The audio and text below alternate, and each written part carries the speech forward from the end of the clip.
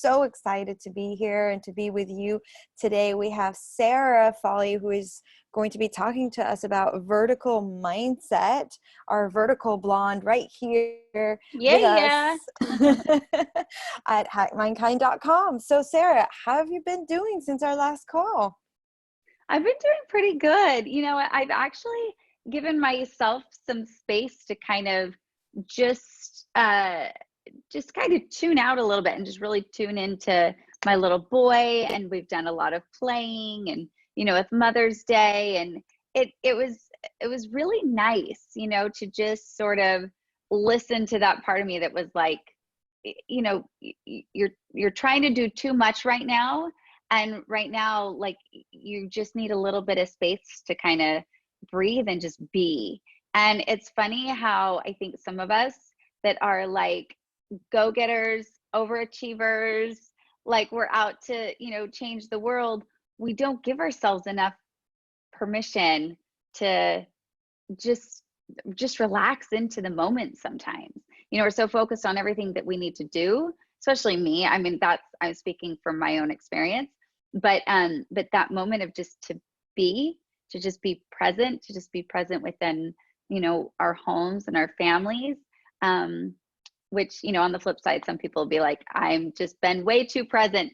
Get me out of here. Give me something to do. But I was on the other hand, where I was just trying to do so much that I wasn't giving myself enough space. So it felt good. It felt really good to give myself that permission. Oh my goodness. And it totally relates to what we were even talking about on our call with Peter today. We were talking about when we feel overwhelmed, it's like drowning. And he had a beautiful image of like, he said, if I'm drowning on like a few inches above my head, right? If my water is right here, or I'm 2 feet underwater, I'm still drowning. And so taking the time to stop, because a lot of times it's like, oh, if I stop, then so much will accumulate, right? We're talking about the side of things where emails and things like that, but it's the same with motherhood or with organization. Anything in life really is the moment we feel overwhelmed is the time to oh yes, sorry, we had some background noise there. I just muted. Thank you. And yeah, and then we feel overwhelmed. It's the time to stop. So can you go a little deeper on that? Because sometimes we feel like if we stop, there's just going to be way too much, and we're going to be under, instead of 2 inches of water, 3 feet of water. What's your thoughts on that? That was something that I really had to toy with a lot. I was like, you're gonna lose momentum. And momentum, I feel like, is like the key to really making an impact, right? Like if we don't have momentum, momentum is what gives us confidence to keep going. Momentum is what, we feed on that, and that, energy builds more energy. So me knowing that and preaching that, I had to really, I had to toy with it for actually many days. And I had to just remind myself and forgive myself kind of constantly. And that process of forgiveness and reminding myself, okay, like, what is most important in this moment right now? And for me, it always goes back to taking care of myself and taking care of my little boy. And, we play really, really hard. We have so much fun together. And he's such a great reminder of how much joy is in the present. And I have him to thank a lot, of just that kids don't care about 5 minutes into the future. They're not planning ahead. And so they're a great reminder to us to just really, really be. So I became really grateful, even more so, but just grateful for those moments of play. And, I am one of those moms that plays hard. Like, I know every single character's name. I know what they do. Like, I am right in there in the midst of it. And, I've always just kind of been this kid inside. I'm always just, looking to have a good time, and we make the best of everything. And, I would say that that's me and my little boy's superpower, is that we can take any experience and turn it into so much fun. So the element of fun is really, it's the secret sauce. It's to just have fun in that moment. And that, I think, kind of can bring you back to it. So yeah, the fun aspect was really powerful for me. Can you But you got to can you forgive go a little yourself. deeper on that with the element of fun? So one of the things that one of my mentors, one of her passions was having fun with everything I do, right? And some people are like, well, some things aren't fun. Like, can you give us that vertical mindset hack on Yeah. how is it you can have fun with everything we do, even when things don't seem to be going our way, even when it feels like it's going, we're swimming against the current. Like, what is it what is your hack to just really add that element of fun? I think that, this has been really instilled from both my parents from a really young age. And sometimes there may have been too much fun and not as much like responsibility, especially from my dad's side.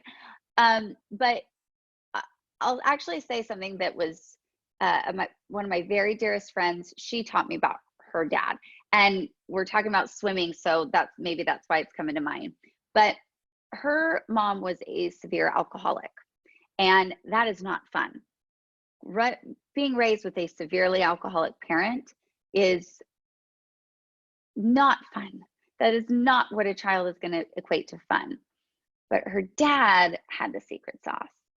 And her dad, she said, I remember, we would have to go stay at hotels because my mom would be on a binger, and, she was going crazy in the house.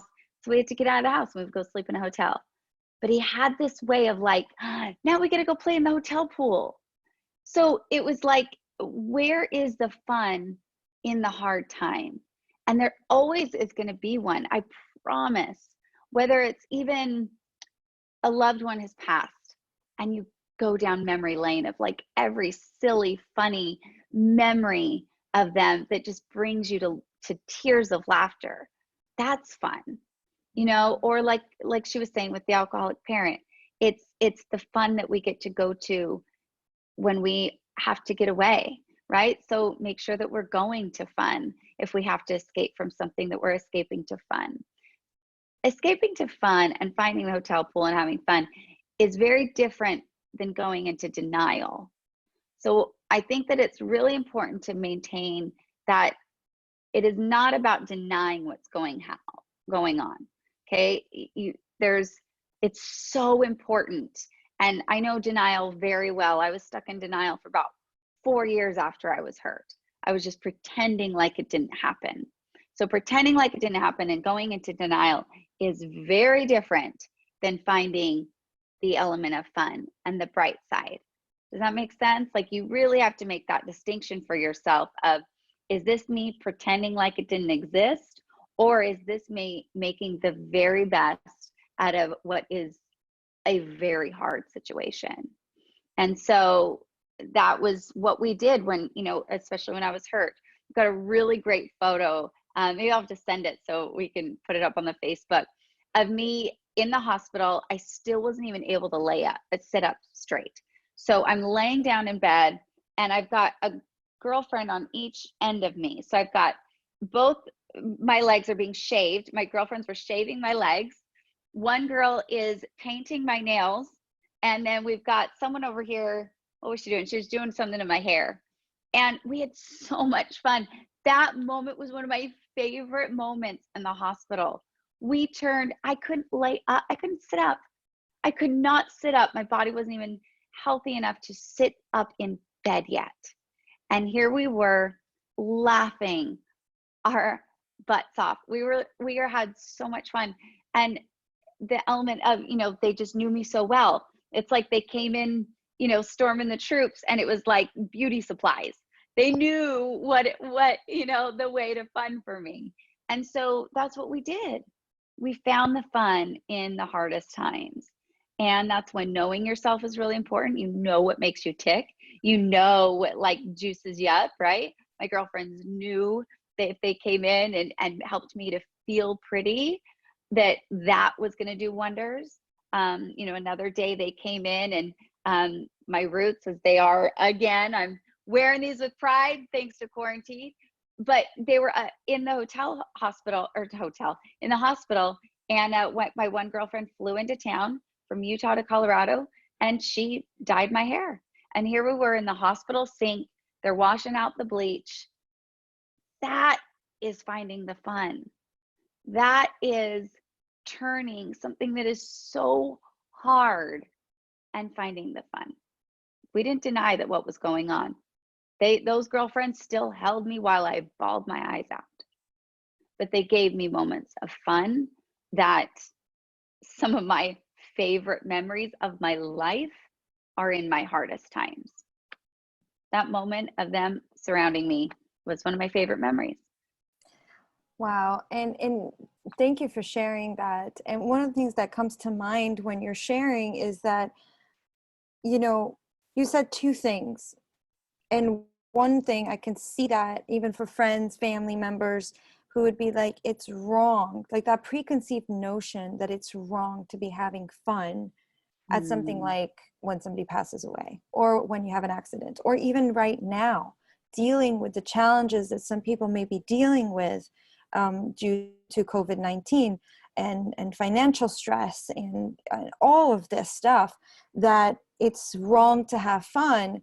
And then it made me think of, so I want your opinion on that. And I also then thought about, because you said they were helping me, they were having fun, but they were also the ones that held me when I was something my eyes out. I was crying my eyes Bawling out, my eyes bawling. out. Yeah. And so then my other thought was, well, some people don't allow themselves to go there as well. So it's like at the in between where you shouldn't go there because you have to be strong and show that face, and then you shouldn't go for fun because, you know, it's not appropriate. I've been raised like that, even though my stepdad wouldn't, but my culture.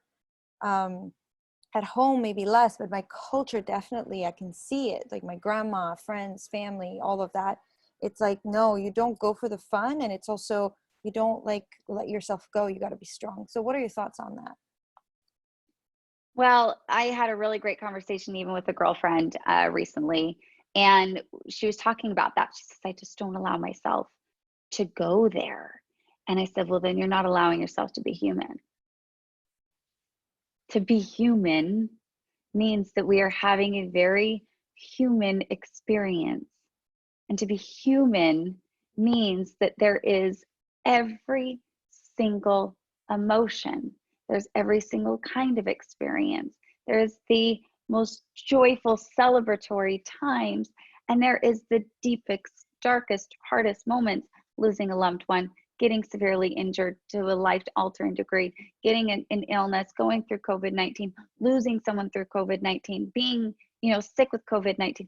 All of this, it's part of the human experience. And I think that we've been so conditioned that when it's uncomfortable, it's bad. Like, stay away from what's uncomfortable, those uncomfortable experiences. Or on the flip side, like you said, like it's wrong to have fun during a hard time. And I think that's just what the value of perspective is. And I think that when we give ourselves that permission, and it really does get hard to give yourself permission, right? Like, but it's easier when someone else gives us permission. Like, it's okay, go ahead and cry. And you're like, oh my God, if someone would have just said that sooner, I'm breaking, inside. And I just needed that permission to just let it all out. It's so fascinating that we somehow have to give ourselves permission to go there, and permission to this actually came up very, very much so with the girls that I work with within Disability Icon at our event we did last year, Vertically.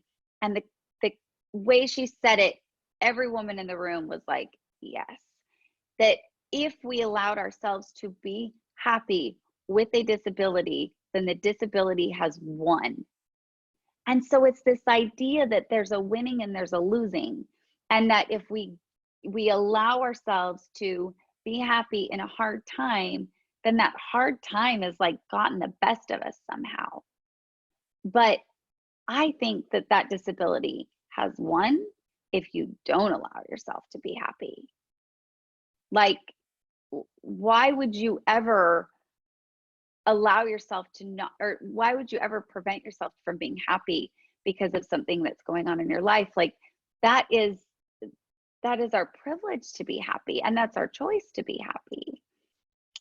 You know, and it's just, it's so fascinating, but I understand it because I've been there. And, you know, I'm getting to that other side of it and going through all these healings. But then it's like, okay, then the next big life experience comes up and I'm going to be doing it all over again. And I'm going to get better every single time. And there's not this need to be perfect. We don't have to figure it all out this time, because we're going to have another time and we're going to get better every time. And, you know, if we think that we've reached the finish line somehow, and that finish line is, it's in our heads. It's a human experience. It's a human journey. We don't have any need to have anything win or lose. We just have to always understand what direction we're headed in so that we don't get off course. So that finish line, get it out of your head. This idea that you can't be happy in the midst of hard times, get that out of your head too. You're off course. You're totally off course. Get back on course. What do you want? Do you want to be happy? Guess what? You can, even in the hardest times. You have to want it. You have to have that intention, and you have to be headed in the right direction. And, you know, my topic for the week, I was going to talk about the blame game. And, you know, I think that right now people are really in the midst of blaming, you know, blaming for their financial distress right now, blaming for, you know, I can't go out of my house, or blame. And I think that that blame is so disempowering that as soon as we start to put the blame on other people or other things or situations, we've lost all of our power to overcome it. Yes, it happened. Okay, now what are you going to do about it? And I love it because, you know, I do follow Tony Robbins a lot, and he talks about blaming eloquently. And I put up a post, and I went back and actually read it, because, you know, it was like, oh yeah, I put up such a great post around blame. And I'm just going to read it real quick because I wrote pretty well. Charlie, you're going to have to put your headphones in, honey. Okay, so here we go. Charlie, can you come get this? It's right in my ear. Thank you. I'll just go play in the bathroom. Perfect. I love it. All right. The blame game. I definitely blame my disability for limiting things in my life. I hate that I can't dive into a swimming pool. I hate that I can't teach Charlie how to do a cartwheel. I hate that I couldn't get into rides on my own at Disneyland. I hate that my legs look weird and my feet swell. I hate that I have to constantly worry if I'm going to poop my pants. I hate that I have to constantly worry if I'm getting a pressure wound on my butt. I desperately miss the sound of my high heels clicking as I walk. I desperately miss walking. I blame my accident almost 7 years ago for taking all of this away. But I also blame that accident. Okay, can I'm in the middle of my call. I'll put my earrings on after, okay? Thank you. But I also blame that accident for detouring me in the right direction. I blame it for fueling that fire that pushes me to make an impact, make a good impression, and change what disability looks like. I blame it for raising my son with empathy and patience for others. I blame it for building this badass. I blame it for giving me a stage, a voice, and a reason for living. I blame it for reminding me daily to not take a damn thing for granted. And I blame it for opening my eyes to endless possibilities, abilities, and perspectives right in front of me. It's gonna give you shit. All that we're going through is gonna give us crap. But we're also gonna see some beautiful things out of that. White paper. Okay, sweetheart, can you? Thank you so much for sharing that, Sarah. I feel that, you know, it like brought me to tears. And so could you go a little bit more into detail on how that process was, where so you blame the accident for the good stuff, well, the bad stuff, but then also the good stuff? Well, basically, it's an art. It takes writing it out, right? It almost like takes, drawing a line down the paper and going down like, what is this taken away and what is this given to me? And you'll find that once you get on a roll of everything that it's given to you, you're going to be like, this isn't all that bad. Yeah, I'm not going to wish it on my worst enemy. I'd never wish for my son to even go through this. Yet I know what it's offered me. And there's a part as a mom that I do have a prayer for him, that something happens in his life that lights that fire within him, that pushes him to try harder, that pushes him to dig to a deeper level than that he would have never done so on his own. And I think that when you can really start to harness that and really start to allow yourself to just open your eyes, just start to, it's not that you necessarily have to like it, but it's that you can give yourself permission to go through life, not, how do I say it? It's not that you don't have to like it, but you don't have to dislike your life because of it. So it's not this all or nothing. And, going back to what the girl said, like, if I'm happy, then the disability is one. Well, being happy is it's a lot deeper than just the disability, and yeah, I just think that it is an art. It does take time, but I challenge you to almost draw that line down the middle of the page and really start to go for like the Mommy, gifts and what it's taken away. Look. Okay. Look. Mommyhood and COVID. One moment. And so I'm going to actually ask one of the questions that we have coming on here, because when we were talking about, so the blame game, I'm going to see if I can understand the question. It's what happens once you understand the concept of the blame game, and as a result you acknowledge that it is on you to turn the situation around and come out of it even better, but suddenly it turns against yourself. I'm not sure I understand the last line of that, turn against yourself, but to turn the situation around and come out of it even better. And I think that that's honestly what it's given to me through just learning through my disability. And then now, when sort of a hard situation comes up, I'm almost like, what's going to be happening now? Like, I see what this disability offered me now. I see how it strengthened me. I see what it's actually offered my life. And I see that my life is better because of it, which is a very weird one to say. Some days I'll look in the mirror and be like, I'm in a wheelchair. My life is better. That's so weird, but yes, it's true. But it really does take us getting curious and just allowing yourself to, I think the curiosity is such a fun piece, because if it's new to you to actually blame eloquently, as Tony puts it, to find the bright side, if that feels really unnatural, then, it's going to take some practice.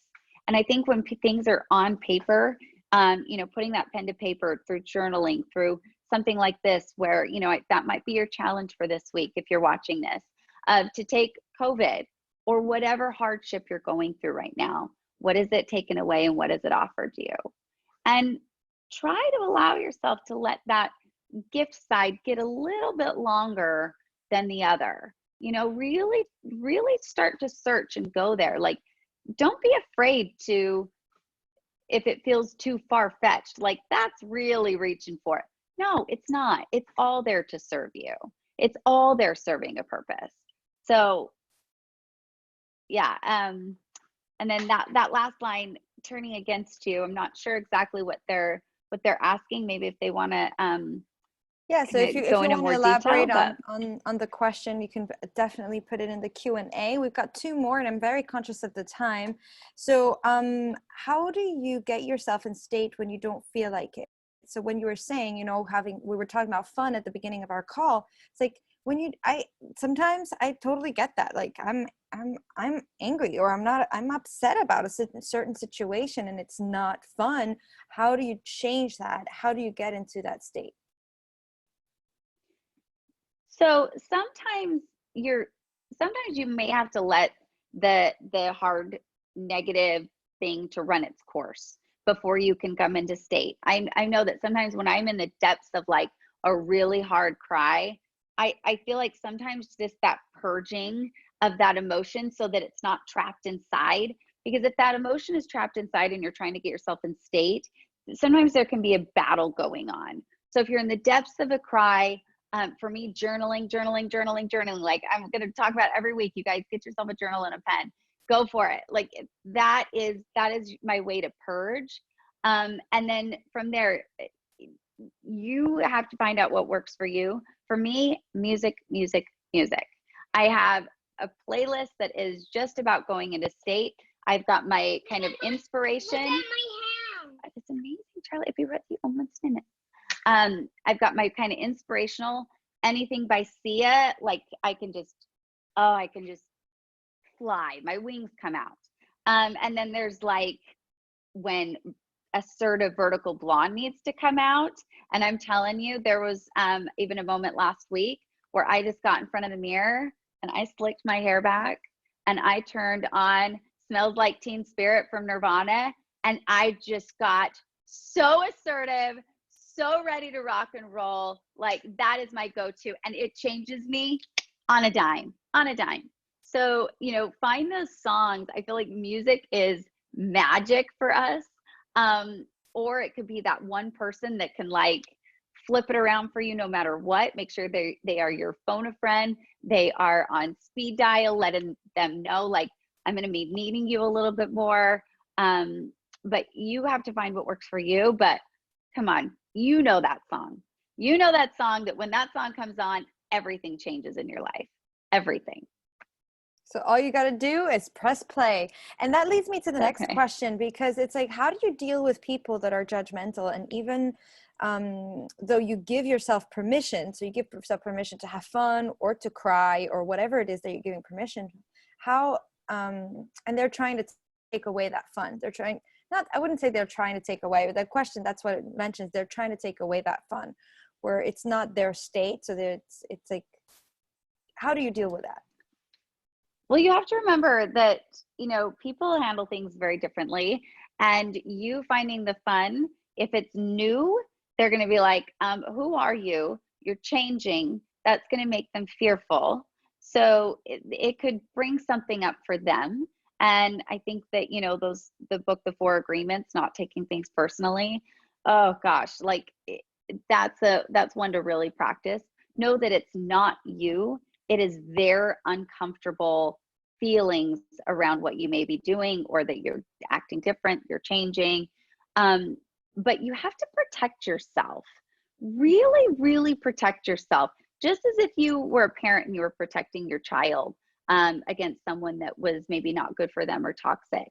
Not that maybe these people aren't like toxic, but if they're not supporting you on that direction that you want to go, they're toxic to your fun.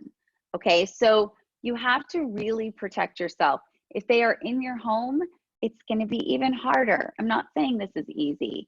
If it was easy, you would already have done it. So it's not going to be easy. You really have to protect yourself. And they may not be the ones that you're going to talk about it with yet. They may not be the ones that you are going to go on about it. You know, they may be the ones that are commenting on your Facebook, you know, negatively. Then you block them from those comments. You take your steps to protect yourself. And it's not about anything towards them, even though they may take it that way and try to spin it that way, that, you know, that you're doing something to them. But it's a protection. And again, just like you would protect your child or someone that you love if you're not a parent, that you have to protect your mind. You have to protect what comes in, the people that are around you, what you're listening to, what you're eating. Everything is that element of nourishment. We talked about that last week. But don't be afraid to not talk about it with them. They're not the one. They're not supporting it. They're not the one. And you take it elsewhere. You take it to those friends that do understand. Or you might be a lone ranger for a little bit. If the people in your life are really having that hard of a time with it, you might be a lone ranger and you might be finding some new people really quickly. Remember, what you put out is what you get. So you've been one of those negative people too. If you can't find anyone in your life that's finding the fun, remember you're changing. That you probably were the one that was making fun of someone else for having fun. So be honest with yourself. If this is new, you might be alone on it for a little bit. And in that case, you close those doors, you slick back that hair, you turn that nirvana up, like you just get right in state all by yourself and do not care if you feel silly. That's when you find people like us, like we understand this idea of putting yourself in state. You find new people that support it. And trust me, you will. You will. The more you put it out there, the more that you are seeking moments where you get to have that fun, you're going to find a whole new group of people that are out there having fun too. So they're there. And these other people, it's, you know, it might be a rude awakening and it might be the wake up call they need. Amazing. And a beautiful way to end it. And one of the things that relates back, you just have to go to www.hackmankind.com, join our Facebook group, and there you go. You have all the support. That's right. And I'm conscious of the time. It's time to get back to the families. Thank you so much for being here, Sarah. Appreciate you and all your wonderful hacks. And again, www.hackmankind.com. Right now, all you need to do is enter your email. This morning, Peter did say it will probably not last until past this week. So just make sure that yourself, your families, your loved one, everybody heads on over www.hackmankind.com for now, free, at least until the end of the week, for just entering your email address. Of course, for any frontline responders, you will always have access to our content, our membership platform for free. So that's any nurses, teachers, doctors, firefighters, police officers. Thank you for doing what you're doing, and also EMTs. And you will always have access to our membership for free. Thank you, Sarah. I really appreciate you. There are so many other questions that I want to ask you and go deeper with, but we will always have Mondays, 3 p.m. Eastern time to get deeper on with them. So I already have a couple on my list to ask for next week. So make sure you're at www.hackmankind.com so you're in the VIP area and can ask those questions to Sarah. Final words before we go, Sarah? Have some fun this week. Draw your line down the paper. Think about those gifts, you know, what's been taken away and what's been given. And try to make that gift line just a little bit further, so you know that there is always fun to be found. I promise. Sometimes it's a little hard to find. Sometimes it might just be a little glimmer, but that glimmer can build into a huge light. So give yourself permission. Have some fun. Live vertically, you guys. Aloha. Aloha. Thank you very much for tuning in, and we'll catch you on our next call. And I think the next call we have is tomorrow, 8 a.m. with Peter. Take care, everybody.